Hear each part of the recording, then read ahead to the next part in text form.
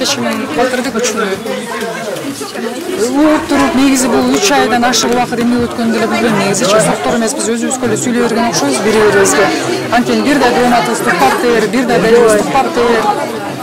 Эч кандай керек болсо пренияларын прокурорлор даярдлаганда булар керек болсо өзүлөрү окуп берди материалды.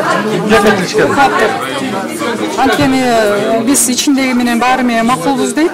Тиги Ленинский соттун чечими менен баары менен макулбуз дейт. А макулбуз дегенде ал жартылай баягы коюлуп аткан тергөө органдары коюлуп аткан күнөөлөрдү алып салган биринчи инстанциячы.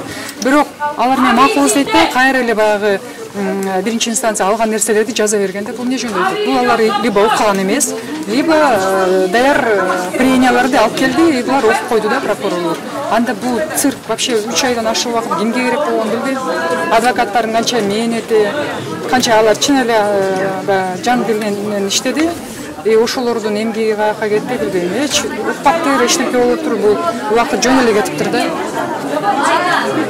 Ошо баарыңыздарга чоң рахмат. Саясий тугундук деп ойлойсузбу? Ошондой эле, билбейм, кимде андай сомнение бар экен, анткени баардыгына эле ачыктан ачык эле бул мен айтып эле келатам, бул иш козголо элек, менин үстүмөн иш козголо элек эле.